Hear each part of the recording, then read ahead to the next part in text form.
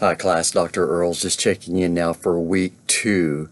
For this week you will have your second Spurgeon reflective writing paper and then also your replies to your peers in class for our first discussion assignment.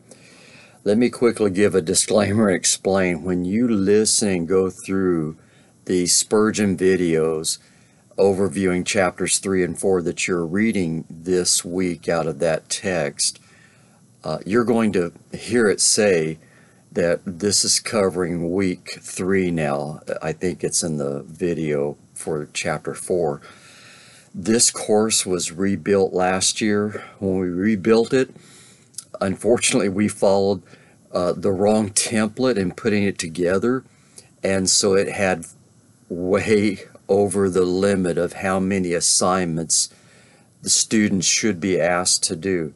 They were working harder, I was working longer hours, and we realized our mistakes, so we tried to quickly put it back together in line with the expectations that should be followed for our graduate courses as to the number of pages asked for and assignments submitted. So we reduced down from 6 assignments to 4 assignments for Spurgeon, and we put together and condensed the videos. Unfortunately, we haven't updated the videos yet to reflect accurately from week to week which chapters you're asked to read and what the videos are saying which week we are in as to our modules. So you'll hear that discrepancy, but the content is accurate as to benefiting you on what's actually in the text.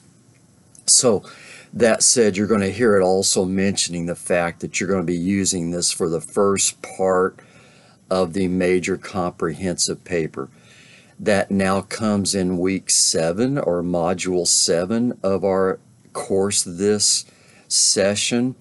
But if instead of 3 parts, we condensed it down to just 1 paper.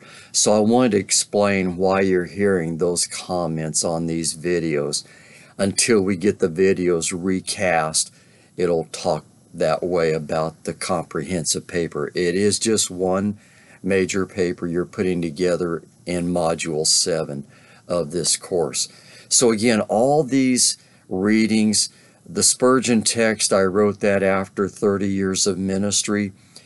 It's learning from, yes, Spurgeon, what God taught him, especially about character. We talk in many business circles and text and otherwise in ministry text.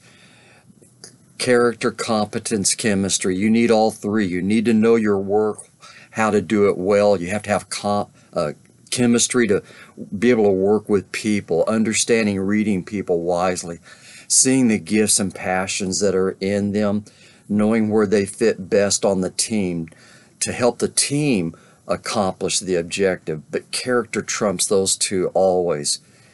Character is what the Bible talks about as holiness in our lives. So certainly you are benefiting from Spurgeon's life in these reads, but also benefiting as far as the Spurgeon text. Yes, the leadership to know how to apply God's calling on all of us as Christians, and as we're all team players together. We're all servants. None of us are higher than the others.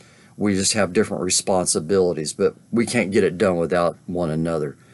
So that's what the Spurgeon is. The Riken is giving you bigger expansion of the understanding of theology and what shaped Spurgeon. He was a 12th generation Puritan preacher. Readings out of, again, also what you'll see about the gospel from Hull and Sobels is giving more deliberate thinking of what really is the gospel and what is the gospel we are to share. And we are called to make disciples, not just get decisions for Jesus.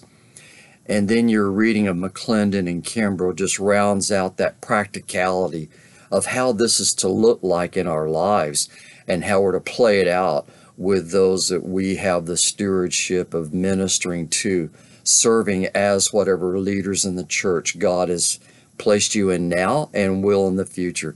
So sorry for this being a little longer, but I wanted to explain some of the things you'll hear on the videos going forward and some of the why of this whole course. All right, thanks class. Have a great week ahead. Bye.